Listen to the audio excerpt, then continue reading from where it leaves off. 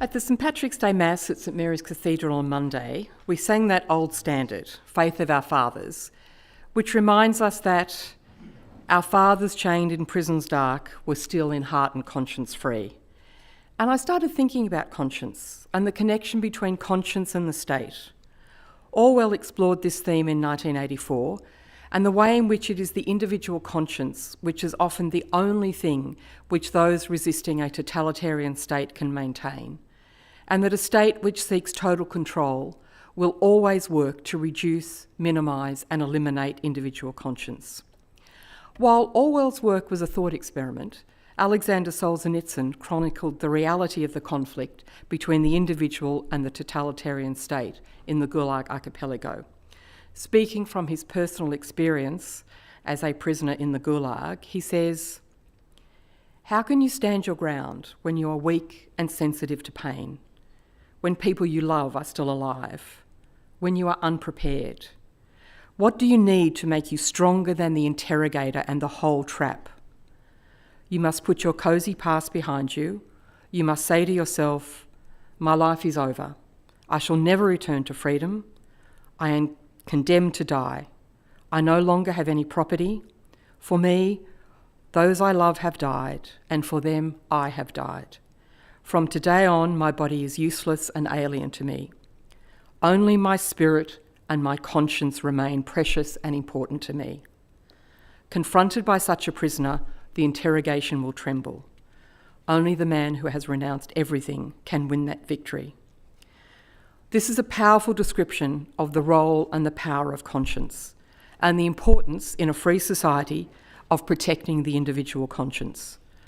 Those of us raised more on the literary offerings of Walt Disney than Russian dissidents often dismiss conscience as the offering of a 3-foot-high green cricket called Jiminy. But in a free society, in any society, our conscience and the right to exercise it is one of the most important things we possess.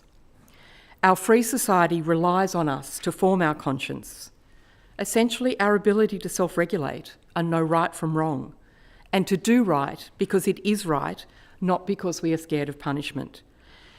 The definition of conscience I personally love, or perhaps it's more of an example, is that it is that internal force which stops us throwing an ice cream wrapper onto an empty street at 2 o'clock in the morning. We know we won't get caught. We know there will be no sanctions, but we don't do it anyway because of our internal understanding of what is right and what is wrong.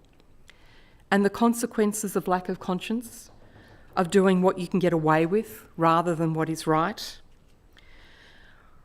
We have seen some of those in business dealings over the last 40 years, especially in the context of franchise and retail leasing arrangements. And they inevitably lead to misery, especially for the person who is weaker in that relationship. We have responded as a society by trying to legislate to stop corporations from behaving against conscience or unconscionably. And the continual tweaking and adjusting and adding to this body of law over the years, always trying to address problems after the fact, shows us the social problems which are caused by a lack of acting according to conscience, and the difficulties of the state trying to graft an artificial conscience onto persons or corporations who have not accepted the responsibility and undertaken the work of developing their own conscience and ordering their activities accordingly. It is clear that law, no matter how carefully drafted, cannot create an external conscience. It is the great strength of conscience that it is internal, it is personal, it creates an inner strength which sustains a free society. It calls us all to behave in a way which is right, and when we are all behaving in a way which is right, we have a set of right relationships in society and a well-ordered and a respectful society.